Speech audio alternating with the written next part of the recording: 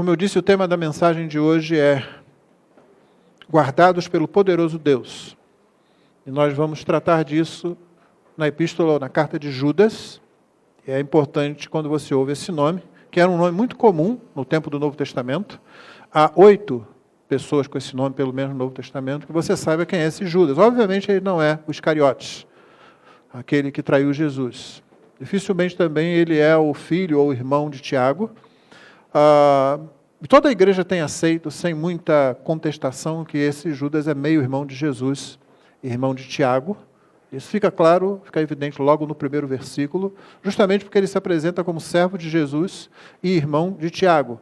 O único Tiago que na Bíblia é apresentado sem nenhuma qualificação é o Tiago, que é meio irmão de Jesus, ou irmão do Senhor, como a Escritura diz. Nós dizemos meio irmão, porque você sabe que Tiago, Judas e outros, que são citados, por exemplo, em Marcos 6:3, ou em Mateus 13:55, são filhos de José e Maria, enquanto o Senhor Jesus é uma operação do Espírito Santo no organismo de Maria.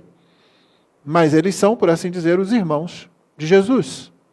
E o único deles que é apresentado como referência é sempre Tiago, que parecia ser, por tudo que indica, o líder da igreja lá em Jerusalém, é aquele que fala, dando um fecho, por assim parecer, naquele concílio, em Atos 15, e a quem o Senhor também apareceu depois de ressurreto, como está lá em 1 Coríntios 15, e esse Tiago, ele é apresentado, é bastante conhecido. Quando uma pessoa é bastante conhecida, ela serve como referência, e você não precisa falar muito a respeito dela. Tanto que Judas começa aqui exatamente como Tiago começa a sua epístola.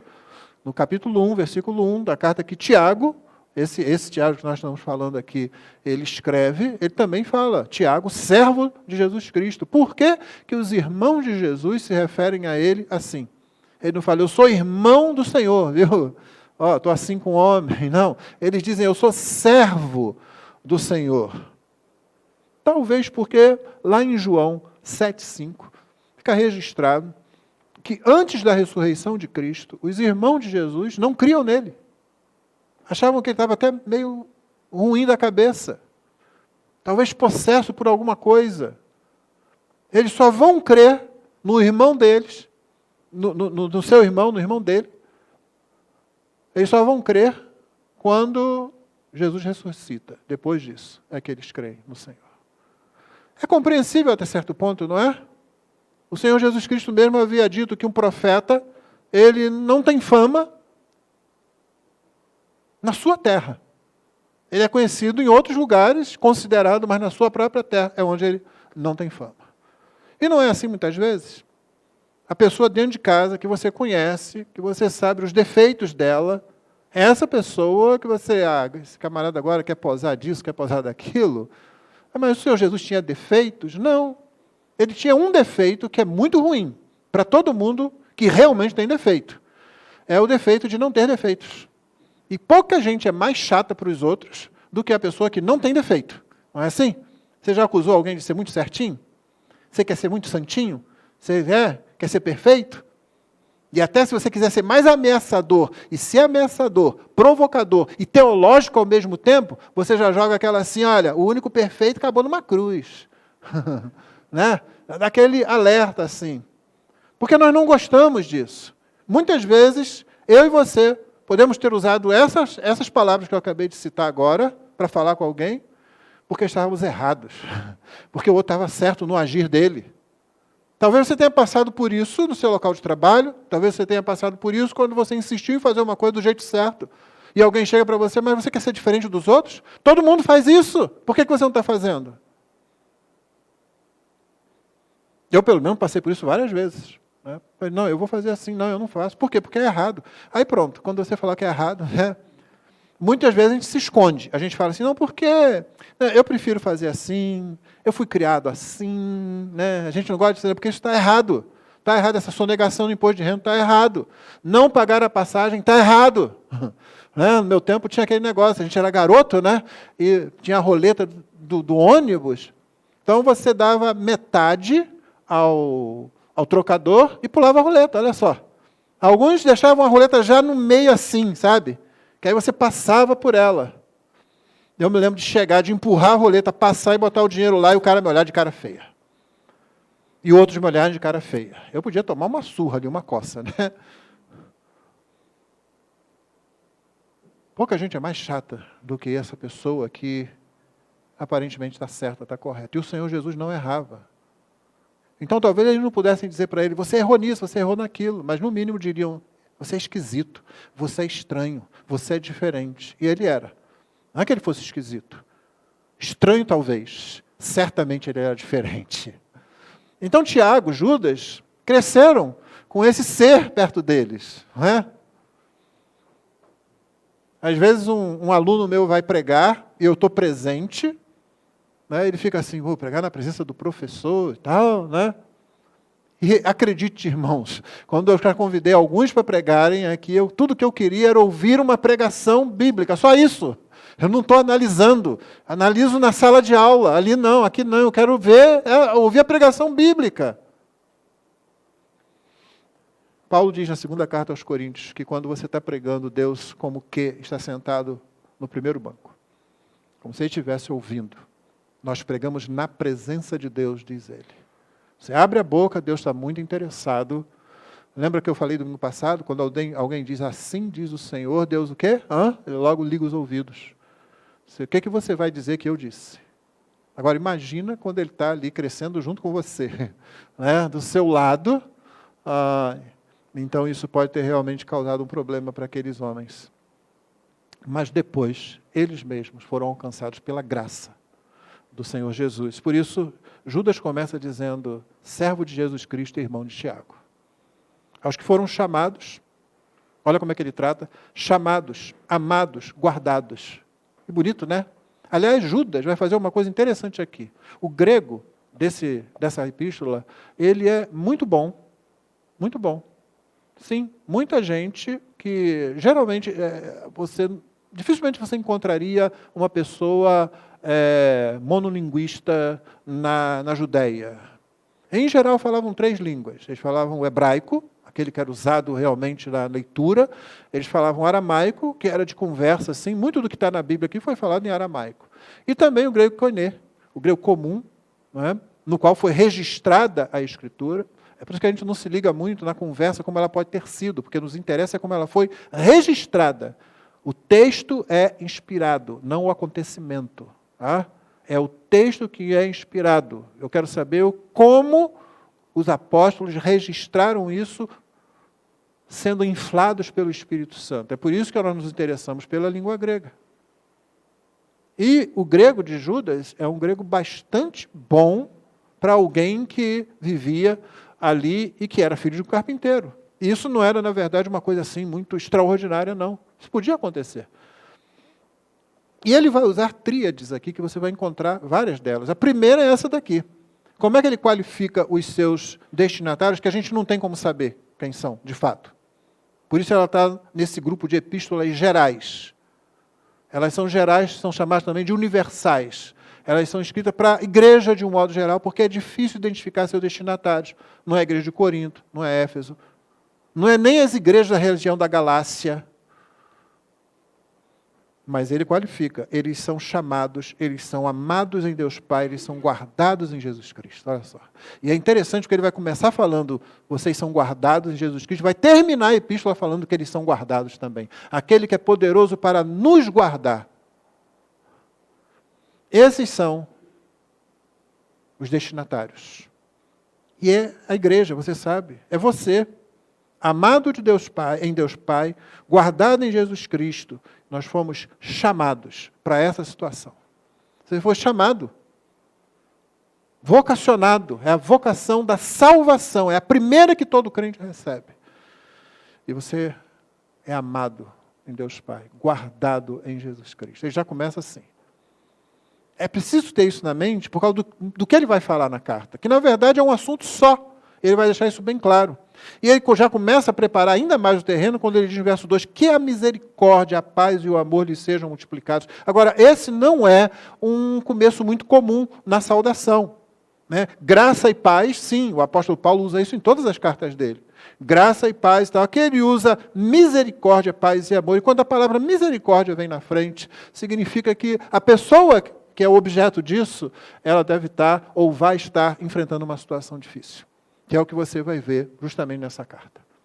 Guardados em Jesus Cristo, né? Amados em Deus Pai, misericórdia, paz e o amor de Deus Pai, do Senhor Jesus Cristo, lhes sejam multiplicados. Não é? Ele não está falando vagamente assim, misericórdia, olha, paz sobre você, que você tenha muito amor. Não, os apóstolos quando falam isso, as escrituras quando falam isso, elas estão se referindo a tudo que tem origem em Deus. É a misericórdia que tem origem em Deus, a paz que tem origem em Deus, o amor que tem origem em Deus.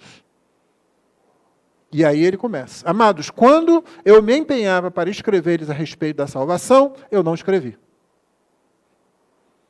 Então, Judas está falando de uma carta que ele ia escrever e não escreveu. Então, Judas tem duas cartas, a escrita e a que não foi escrita. Ia ser escrita, mas acabou não sendo escrita. Talvez teria sido, quem sabe, a única carta do Novo Testamento escrita para exposição de quê? Da salvação em comum. Em comum que a todos nós como pecadores, a judeus e gentios, ele não especifica. Mas ele diz, em comum, nós temos como chamados de Deus, como amados em Deus Pai, como guardados em Jesus Cristo. Nós temos a salvação.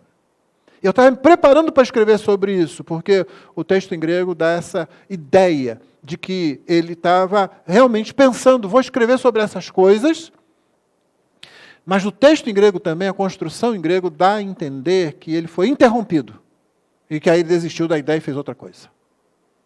É essa a força do texto aqui, que ela aparece em português até. Amados, quando eu me empenhar para escrever-lhes a respeito da salvação que temos em comum, senti que era necessário corresponder-me com vocês para exortá-los a lutar pela fé que uma vez por todas foi entregue aos santos. Os santos, aqui, é uma repetição daquilo que ele disse no versículo 1, chamados, amados e guardados. Esses são os santos. E você já aprendeu que a palavra santificação, o próprio substantivo santos, como está aqui, às vezes o adjetivo, quando é usado dessa forma. O principal sentido na Bíblia, tanto no Antigo como no Novo Testamento, não tem a ver com a nossa pureza em Cristo, ou com um comportamento que expresse essa pureza. Muitas vezes tem a ver com isso, mas na maioria das vezes, e o sentido básico disso, é separados. Nós fomos separados, você foi separado do mundo para Deus, do mundo para Cristo. Israel era o povo exclusivo de Deus, era povo santo, era a nação santa, porque foi separada. Essa é a principal significação desse nome. Ele diz que a fé que de uma vez por todas significa, é tradução de um tempo que significa, ela já foi totalmente passada para nós. Não tem mais nada para passar. Ninguém invente nada, porque de uma vez por todas essa fé foi passada. Não tem revelação nova. Não tem o que dizer a respeito dela. Não tem mais nada. É por isso que eu posso falar sobre ela. É por isso que eu posso escrever sobre ela. É o que Judas está querendo dizer. A salvação comum era o assunto. Eu ia me aprofundar nisso. Só que eu vi que era necessário me corresponder com vocês para exortar, fazer uma exortação. E exortação no Novo Testamento, a palavra usada aqui, é geralmente aquela que diz assim, olha, eu tenho que argumentar com vocês, eu tenho que insistir com vocês, eu tenho que encorajar vocês, eu tenho que consolar vocês, para que nessa luta vocês permaneçam nesse caminho, fazendo isso ou não fazendo aquilo. Ela é usada várias vezes por Paulo e sempre com esse sentido. E ela é uma palavra forte, não é uma palavra fraca. Ela nunca quer dizer assim, olha, se der, eu vou dar uma sugestão aqui. Quem sabe você acha legal e acaba fazendo. Não, eu quero exortar vocês, eu quero insistir com vocês a lutar pela fé que de uma vez por todas foi entregue aos santos e não tem nada para ser acrescentado, nada para ser alterado nela. É a fé apostólica, é a fé do Evangelho, como está nas Escrituras. E aí ele começa a falar. Qual é o assunto? A entrar no assunto propriamente dito. Pois certos indivíduos cuja sentença de condenação foi promulgada há muito tempo, note que ele vai falar sobre certos indivíduos, você pergunta quem? E antes de dizer quem, ele diz o que está acontecendo com eles. Né? Ou seja, ele quer preparar o seguinte, não importa o que eu vou falar deles, Não importa quando eu vou identificá-los, para você saber. Importa você saber de que natureza eles são, o que é que eles estão fazendo, a que eles vêm para dentro da igreja. E aqui você então já começa a pensar sobre o guardados lá do início da carta. Guardados em Jesus Cristo. Somos amados em Deus Pai, guardados de quê? Porque quando você e eu vemos essa palavra na Bíblia, eu quero ser guardado do perigo, eu quero ser guardado da doença, eu quero ser guardado da aflição, guardado da angústia.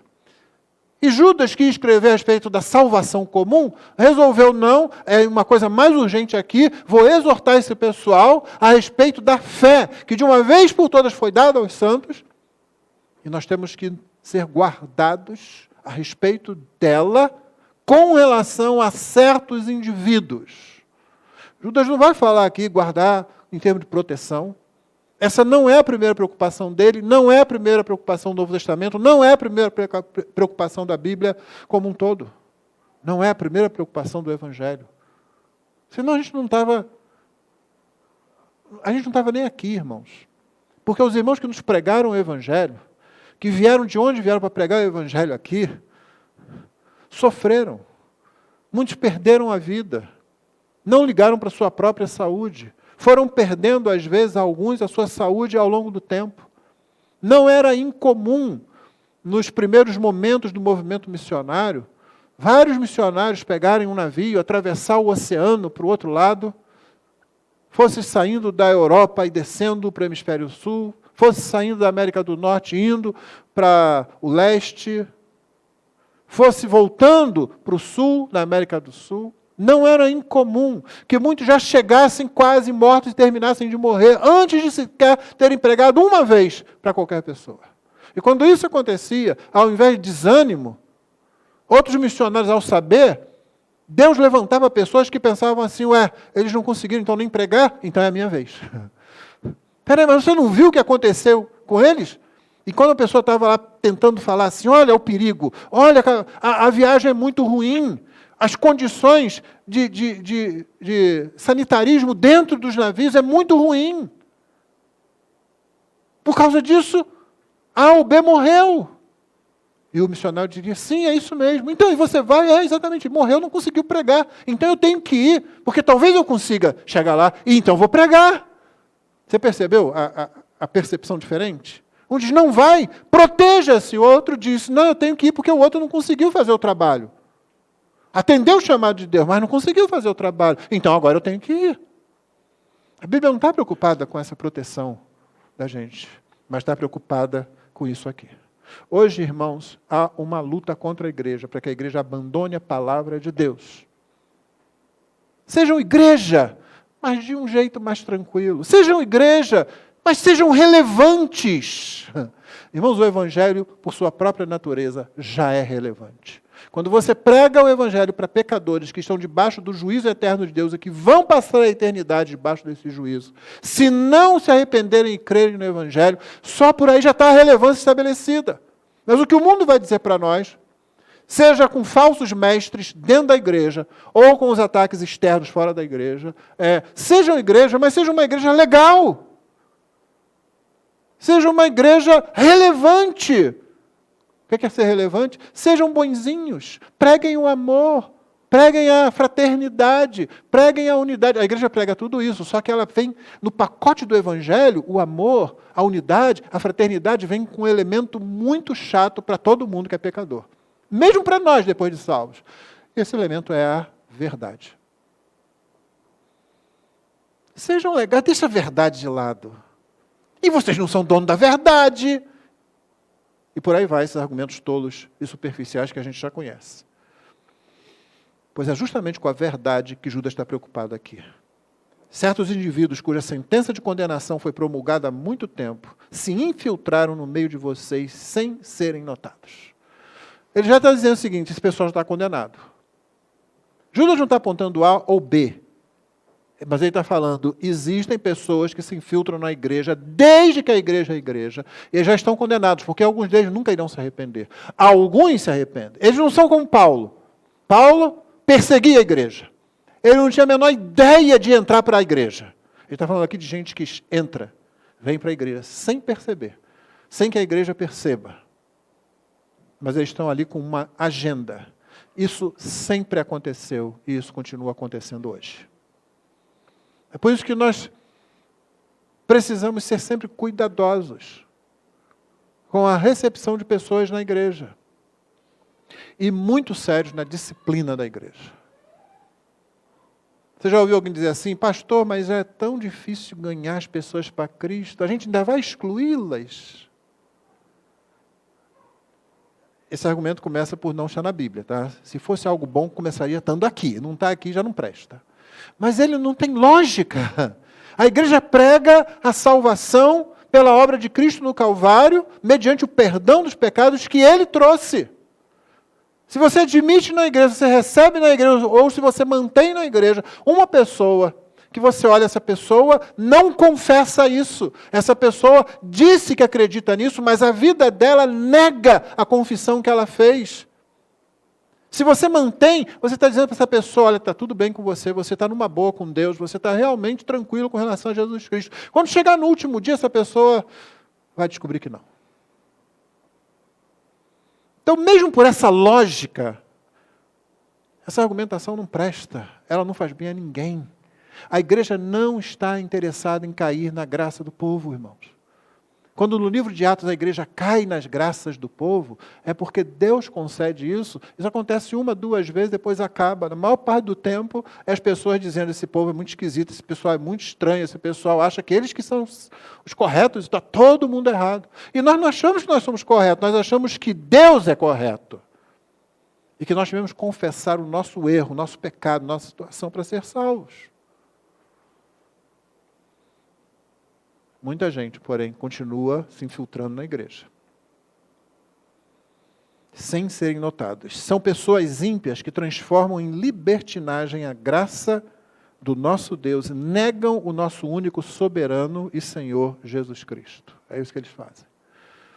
Aparentemente, Judas está escrevendo para um grupo de crentes, talvez grupo de igrejas, onde havia algumas pessoas que estavam entrando lá e elas começam sendo muito espirituais, então elas podem fazer certas coisas que os outros não fazem e começam a viver de forma muito libertina. Muito provavelmente, pelo que ele vai dizer depois, uma vida sexual desregrada. Mas a gente vai chegar lá. Embora vocês, verso 5, já estejam cientes de tudo de uma vez por todas, note que ele repete a situação, porque eu já anunciei o evangelho para vocês, ou vocês já receberam o evangelho de algum outro pregador, vocês já estão cientes disso. Judas vai fazer o mesmo que Pedro faz, e o mesmo que João faz, e o mesmo que os apóstolos fazem. Ele vai repetir. Repetir. Por quê? É óbvio. Se já foi entregue, se não tem o que acrescentar, se não é para inovar, o que resta para a gente? Repetir. É como diz um médico que eu às vezes já ouvi falando, ele diz, gente, o que tem para fazer num congresso de anatomia? Mudar o nome dos ossos, por exemplo, é o que dá para fazer, porque não está se criando novos órgãos, não está se inventando, vai surgir. Tá? Então, você só pode pegar aquilo que está lá e muda o nome. Né? Eu não sei se é assim, mas para mim fez muito sentido isso. Omoplata, não é mais omoplata, é outro negócio aí. Pô, peraí, aprendi assim, mudou o quê? Descobriram alguma... Não, é o mesmo osso, só mudamos de nome. Aí dá uma razão qualquer lá e tal, assim, mas não é a mesma coisa, porque não podia ser aquele nome. Ninguém ia falar omoplata aqui. Pode continuar falando. E o que a gente faz com Platão? Que, segundo diz, recebe esse apelido, não seria o nome dele, porque teria as omoplatas bem largas assim, e alguém botou um apelido neles. Vamos mudar o nome dele para quê? Eu nem sei qual é o nome atual desse negócio, que eu já vi. Achava tão bom. E aí eu ia querer inventar um nome para Platão também, deixa para lá. Vocês já estão cientes disso, de tudo, de uma vez por todas, embora vocês já estejam, quero lembrar-lhes que Jesus, tendo libertado, e aqui vem mais uma tríade, tendo libertado um povo tirando da terra do Egito, destruiu depois os que não creram. E os anjos, os que não guardaram o seu estado original, mas abandonaram o seu próprio lugar, ele tem guardado sobre trevas em algemas eternas, para o juízo do grande dia. E igualmente, essa é a terceira, Sodoma e Gomorra, e as cidades vizinhas, que também se entregaram à imoralidade, igual esse pessoal que está se referindo aqui, e adotaram práticas contrárias à natureza, foram postas como exemplo do castigo de um fogo eterno. Então foram 3 coisas. E note que ele diz Jesus, foi Jesus que tirou o povo do Egito e depois não se agradou da maioria deles. Foi ele também que disciplinou, aliás, trouxe juízo sobre os anjos que não guardaram o seu devido lugar. Judas não está nem um pouco interessado em dizer para você quem eram esses anjos. Aparentemente o pessoal sabia. Provavelmente, talvez, aqueles anjos lá de Gênesis 6, né? Mas é uma discussão bem interessante, etc. Nós podemos fazer isso outra hora. Mas aqui, o ponto de Judas é que o Senhor Jesus, ele entende assim. Deus estava fazendo, Jesus estava fazendo. Tanto Israel, como esses anjos, como Sodoma e Gomorra, todos receberam um justo juízo de Deus. Por quê?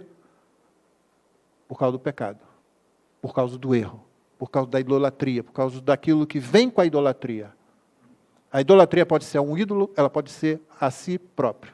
Mas vem com a idolatria, que é a imoralidade, que é a falta de amor, de generosidade com o próximo. Tudo isso vem junto. Então essa foi mais uma tríade aí. Só que o que ele está dizendo? Qual é o ponto aqui? O ponto é o seguinte. Ele já disse, esse pessoal, certos indivíduos, a sentença de condenação foi promulgada há muito tempo. A gente sabe o que vai acontecer com eles se eles não se arrependerem. Vai acontecer o mesmo que aconteceu com o povo de Israel, depois saiu do Egito e continuou na incredulidade. Vai acontecer o que aconteceu com aqueles anjos, vai acontecer o que aconteceu com Sodoma e Gomorra. É isso, esse quadro que Judas quer que tenha em mente ali. Ele está dizendo, essas pessoas, esses indivíduos que se infiltraram, o Senhor Jesus toma conta disso. O Senhor Jesus não ignora essa situação. Ele continua. Do mesmo modo também, esses quais sonhadores, olha só, contaminam a carne, o próprio corpo, rejeitam a autoridade, insultam os gloriosos seres celestiais. É outra tríade. Né? Contaminam a carne, rejeitam a autoridade, insultam seres celestiais. Gloriosos seres celestiais. É uma turma bem arrogante, não é? É uma turma ímpia, impura e é arrogante. Eles se revoltam contra a autoridade, eles insultam seres que eles nem conhecem direito e ainda se contaminam. Verso 9, contudo, nem mesmo o arcanjo Miguel, e aqui ele cita a Assunção de Moisés, que é um livro apócrifo. E aí pronto, todo mundo para aqui, oh meu Deus do céu, e agora? Contudo, nem mesmo o arcanjo Miguel, quando entrou em conflito com o diabo e discutia a respeito do corpo de Moisés, ousou pronunciar sentença difamatória contra ele. Pelo contrário, disse, o Senhor repreenda você. Que é o mesmo que Miguel faz a respeito do sumo sacerdote Josué, numa visão que o profeta Zacarias tem. E lá o arcanjo fala a mesma coisa, o Senhor repreenda você. Note bem, o arcanjo faz, o Senhor vai te repreender. O fato dele citar esse livro apócrifo aqui, Paulo faz isso, ele vai fazer de novo. Outros textos da Bíblia citam, você às vezes não reconhece, porque você não conhece, não sabe. Isso não dá autoridade canônica àquele livro. Mas essa situação aqui, que não está narrada em nenhum lugar na Bíblia. Eu não preciso saber. Se eu precisar saber o que estava acontecendo lá, que disputa foi essa, foi o quê? Eu posso imaginar um monte de coisa, não posso? O corpo de Moisés, ficou para onde? Foi para onde? Porque Deus pegou, ele subiu, foi lá para o Monte Nebo, e ninguém mais viu, acabou. Será que o diabo queria botar aquilo? Vamos enterrar, vamos fazer um monumento, vamos fazer isso aqui aparecer. Se Moisés ficar visível, mesmo depois de morto, mesmo que seja o túmulo dele, isso vai ficar bom. Isso vai ser um desvio para Israel. Eu posso pensar isso, eu posso elocubrar isso, mas essa é uma daquelas coisas que você fala, né, uma taça de vinho, um cafezinho, se você preferir, em torno de se conversa sobre essas coisas, mas não faça teologia em cima disso. Porque o ponto aqui não é esse. O ponto aqui é um grupo de pessoas que se acha melhor que o arcanjo, que acha que tem autoridade, que pode fazer esse tipo de coisas, que insulta coisas. E havia, né, segundo o registro, daqueles que gostavam de insultar o diabo. E tem gente que gosta de fazer isso. Parece que está tendo algum tipo de poder, alguma coisa assim. Você não tem que temer o diabo. Mas por que você vai fazer insultos e mais insultos, se não é o seu poder que derrota o diabo? Seja na cruz, seja nas manifestações que ele ou qualquer demônio tiver. O que isso traz para você? Mesmo nós não fomos chamados para insultar, Nós fomos chamados para glorificar Deus. Então troquemos qualquer insulto a quem quer que seja. Ao invés de gastar o tempo com isso, vamos usar o tempo para glorificar a Deus, para exaltar a Deus, principalmente proclamando o seu Evangelho. Verso 10, esses, porém, quanto a tudo, olha só, que não entendem, difamam. E quanto a tudo que não compreendem, por instinto natural, como animais irracionais, até nessas coisas se corrompem. Jesus está colocando a arrogância dessas pessoas, a cegueira dessas pessoas. Ele está dizendo, essas pessoas não enxergam mais, na verdade elas não enxergam nada. Elas não são melhores, se apresentam como se fossem melhores. Você vai encontrar muita gente assim. Você larga as Escrituras, como Chesterton falou, quando você deixa de crer no Deus da Bíblia, você passa a acreditar em qualquer coisa. Qualquer coisa fica mais fácil. Você rejeita o Deus das Escrituras, você está pronto. Você vive uma tábula rasa, pronta para qualquer coisa ser colocada ali. Esses, porém, verso 11, ai deles. Ai deles. Por quê? Porque seguiram, e aqui vem outra tríade, porque seguiram o mesmo caminho de Caim, movidos pela ganância caíram no erro de Balaão e foram destruídos na revolta de Corá. Entendeu? O erro de Caim, ficou com inveja do irmão, Deus não aceitou, eu quero que Deus me aceite, por que Deus aceitou, ele não aceitou? Ao invés de ele procurar saber, Senhor, o que eu fiz de errado, me conserta aí, ele disse, não, eu vou eliminar a concorrência, só fica eu, pronto, olha que legal. Balaão, você sabe, é aquele que, Deus falou para ele, eu não vou amaldiçoar, mas aí, Balaque ia lá, eu aumento o preço, eu aumento para você. Então, espera aí que eu vou perguntar de novo a Deus. Não, Deus falou que não, mas toma aqui mais ainda, é ganância. A impressão que dá é que essas pessoas, de alguma forma, conseguiram preeminência na igreja. Falsos mestres, de olho no que eles poderiam ganhar financeiramente. Qual é o fim deles? Destruídos na revolta de Corá. Por quê? Lembra de Coré, ou Corá, Datã, Abirão? Aqueles que a terra abriu, engoliu, porque desafiaram a autoridade de Moisés. Eles achavam que estavam brigando com Moisés. Novamente, a mesma coisa que Caim fez. Falou, por que Moisés só? Moisés não é nada. E nós? Todo mundo é profeta aqui. E aí Deus chegou. É ruim quando Deus chega, né? Pode ser muito bom quando Deus chega, mas quando Deus chega com juízo é muito ruim. Assim, fui eu que escolhi ele. Eu escolhi. Eu não escolhi vocês. Só que o modo de dizer isso foi como? Moisés disse assim, vamos fazer o seguinte, vamos diante de Deus, fica todo mundo para um lado, eu fico para cá e vamos ver quem que Deus vai fazer. Entendeu? E Deus fez. A terra se abriu e engoliu aqueles, eu não escolhi esses. Eu não escolhi. Por isso, ele está tratando essas pessoas como já tendo o seu destino, se elas não se arrependem, se elas não mudam, é exatamente o que vai acontecer. Foi o que ele disse lá, eles já estão, a condenação deles está promulgada, a gente já sabe o que acontece com esse tipo de gente. Esses são como rochas submersas nas festas de fraternidade que vocês fazem, banqueteando-se com vocês sem qualquer receio. Olha só, essa figura é tenebrosa. Tenebrosa. Né? E aqui, Judas agora ele acha assim, bom, eu já fiz tríades demais. Agora eu vou fazer 2 tríades ao mesmo tempo. Então vem 6 situações aqui que ele cita para qualificar essas pessoas. Eu estou fazendo muita tríade, então vou juntar 2 agora. Né? Repara aí. Essa é uma figura tenebrosa, rocha submersa. Pensa num barco. Nada é pior para um barco do que uma rocha que não pode ser vista. Rochas submersas. Nas festas de fraternidade que vocês fazem, a igreja tinha isso. Talvez aquelas refeições que eram feitas, principalmente quando a ceia era celebrada. Festa de fraternidade. Irmão, quando a gente se reúne para comunhão, fora do ambiente de culto, não é uma coisa que não tenha tradição na igreja, não. É uma coisa que a igreja sempre fez. Só que esses entram banqueteando-se com vocês sem qualquer receio. Estão muito bem lá, mas são rochas submersas. Estão ali. Nós estamos navegando e eles estão ali oferecendo perigo. São pastores que apacentam a si mesmos. Essa é a segunda. São nuvens sem água impelidas pelos ventos. Terceira. São árvores que em plena estação dos frutos continuam sem frutos, duplamente mortas e arrancadas pela raiz. Quarta. São ondas Essa foi a quarta. São ondas bravias do mar que espumam as suas próprias sujeiras. Essa foi a quinta, e aí vem a sexta. São estrelas sem rumo para as quais está reservada a mais profunda escuridão para sempre. Agora você pode parar e analisar cada uma dessas 6 coisas. O que você não vai encontrar nelas? Você não vai encontrar beleza, você não vai encontrar verdade, você não vai encontrar bondade. Você não vai encontrar utilidade, você não vai encontrar nada que dê glória a Deus. Você pode se deter nelas depois, mas você já viu aí. São coisas inúteis, mas são piores do que inúteis. Porque elas têm utilidade para o mal. Elas são inúteis para o bem, mas têm utilidade para o mal. São inúteis para a verdade, mas têm utilidade para a mentira.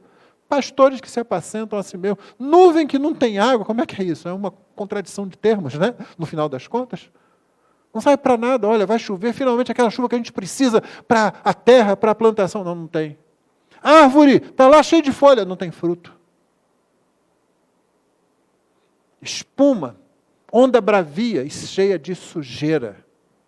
Estrela sem rumo, que está reservada é a mais profunda escuridão para sempre. Judas não está poupando palavra aqui. Do que ele está guardando a igreja aqui, irmão?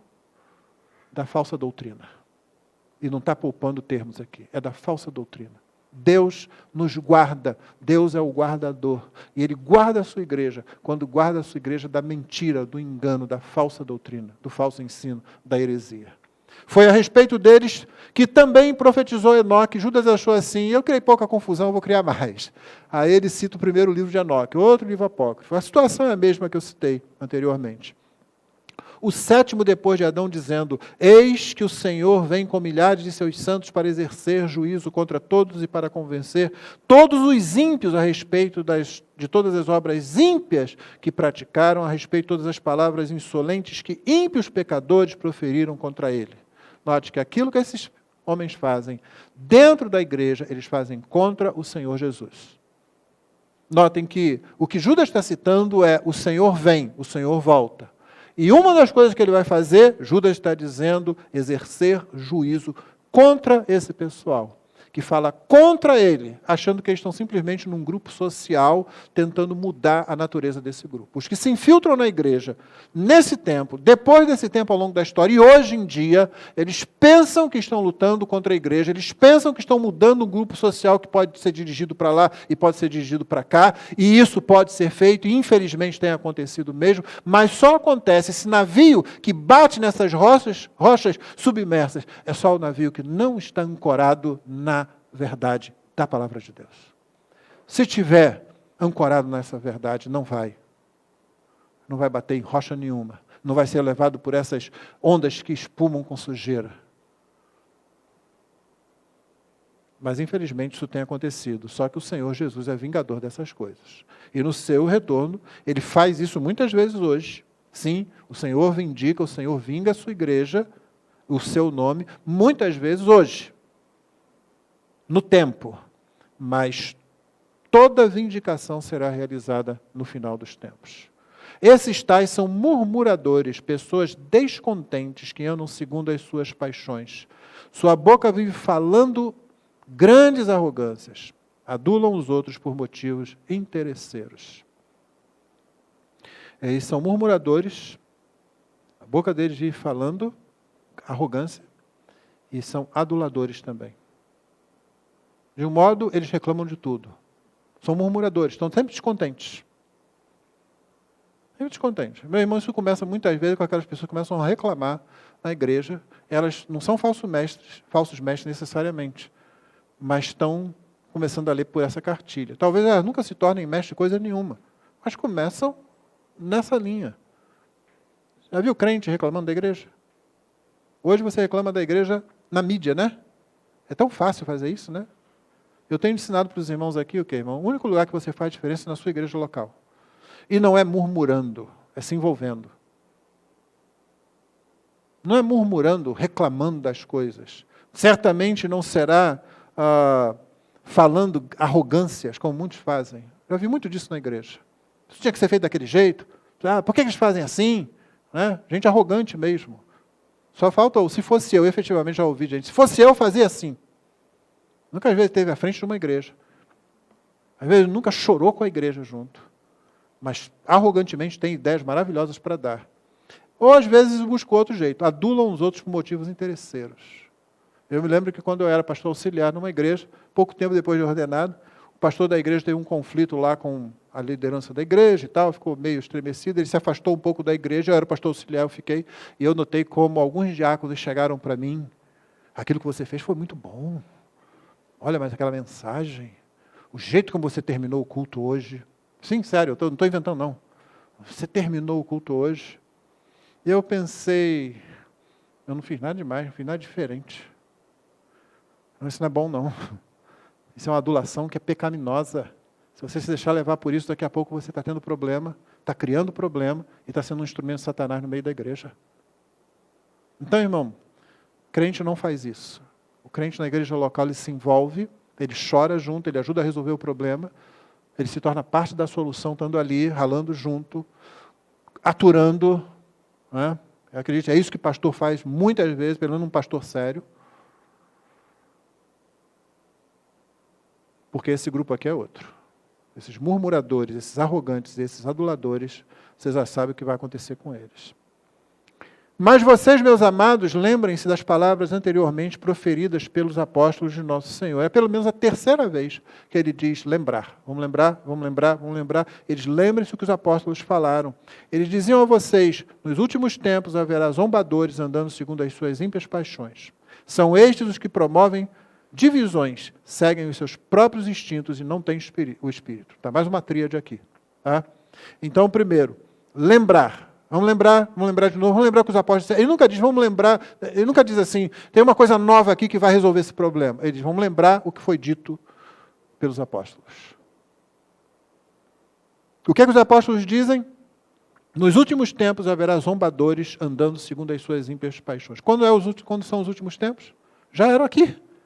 Ele está falando isso para aquela igreja, daquele momento. Olha, os apóstolos já disseram, nos últimos tempos, por isso nós entendemos que últimos tempos, última hora, últimos dias, é esse período entre a primeira vinda de Jesus e a segunda vinda de Jesus.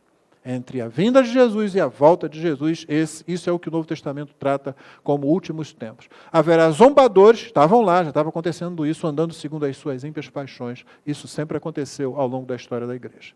E aí ele termina, com verso 19, com essa tríade que eu fiz referência. São estes os que promovem divisões, seguem seus próprios instintos, eles não têm o Espírito. Promove divisão, segue o próprio instinto, porque também não tem o Espírito Santo.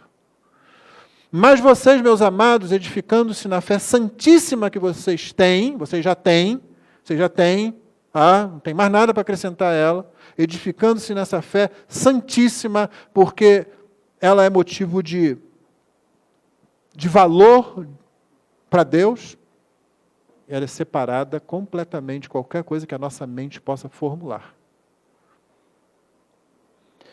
Orando no Espírito Santo, mantenham-se no amor de Deus, esperando a misericórdia do nosso Senhor Jesus Cristo, que conduz para a vida eterna. E tenham compaixão de alguns. Judas não diz assim, esse pessoal aí é para vocês simplesmente botar para fora, o problema é deles. Não, ele está alertando. Ele sabe, e nós sabemos o que vai acontecer com essas pessoas se elas não se arrependerem. Por isso eu venho falando isso ao longo da mensagem. Não importa o pecado que você cometer, mesmo graves como esse aqui, que põe em risco a igreja, que são contra o próprio Senhor Jesus, quando há arrependimento, o Senhor vem. É o texto de Isaías 55 que lemos hoje pela manhã, não é? Volte-se para o nosso... Deixe o ímpio seu mau caminho. Volte-se para o Senhor, porque Ele é rico em perdoar. Você pode estar numa situação dessa. Um falso mestre, mesmo um falso mestre, pode ser perdoado se ele se arrepende dos seus pecados e vem a Deus humildemente. Por isso, verso 22, tenham compaixão de alguns que estão em dúvida.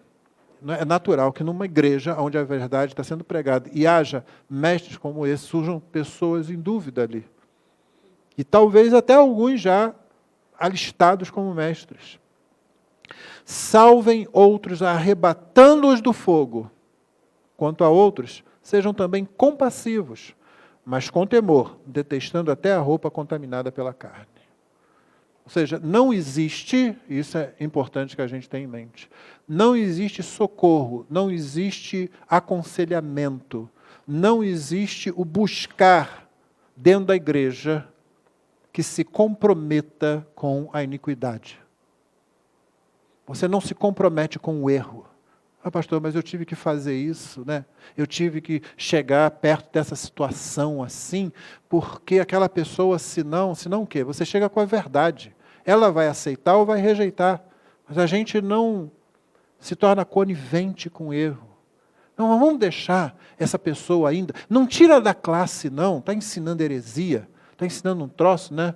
Chegamos aqui, um membro da igreja, que ele disse que não aguentou ficar na igreja, porque uma das coisas que ouviu lá foi uma pessoa, numa classe escola dominical, falando contra a divindade de Cristo, enquanto o púlpito pregava outra coisa. Mas aquela pessoa, ela é aquele tipo professora, senhora, que está há 200 anos como professora da classe, e nenhum pastor chega lá para ouvir, e nenhum pastor tem, a irmã não tem condição de ficar aqui. Ai, meu Deus, mas Dona Maria é tão maravilhosa, está com a gente aí há 300 anos, 200 está como professora da escola dominical. Não pode. Como não pode? Pode sim. Tem que. Aí não pode se contaminar. A expressão que ele usa aqui, nem com a roupa contaminada pela carne, você imagina alguém que está usando o seu corpo de forma ruim, de forma imoral, nem a roupa, não queremos nem a roupa.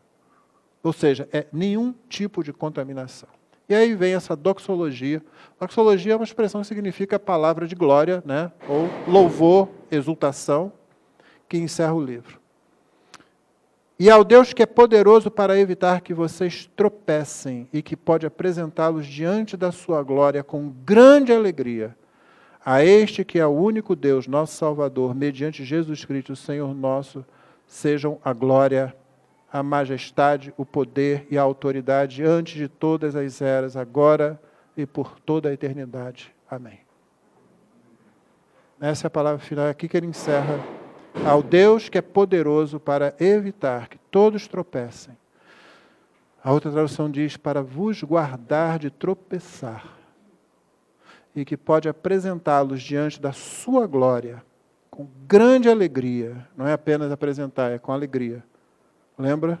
Com alegria saireis, sem paz sereis guiados. Isaías 55. A este que é o único Deus, nosso Salvador, mediante Jesus Cristo, Senhor nosso, sejam a glória, a majestade, o poder e a autoridade, antes de todas as eras, agora e por toda a eternidade. Amém.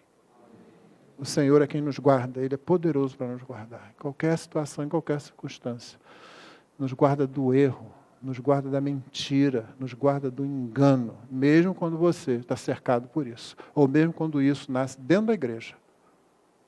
Ele é poderoso para guardar. Mas note, toda a carta foi escrita para alertar a igreja contra o erro, e contra o erro que se infiltra de forma sorrateira dentro da igreja. Nós somos guardiões da doutrina, irmãos. Não apenas o pastor. Todos os membros de uma igreja local são guardiões da doutrina. E é necessário que a gente chame esse jogo para a gente, o tempo todo. Porque a doutrina, a sã doutrina, nada mais que o próprio Evangelho, e ela sempre será atacada. Sempre ela será atacada. Sempre haverá inimigos. Então, o que nós fazemos? Nós confiamos que o Senhor é poderoso para evitar que nós tropecemos. A mensagem dele estará sempre disponível, mas cabe à igreja escolher aquele ou aqueles que ela tem para ensinar e para pregar. Que o Senhor nos guarde, que o Senhor nos abençoe.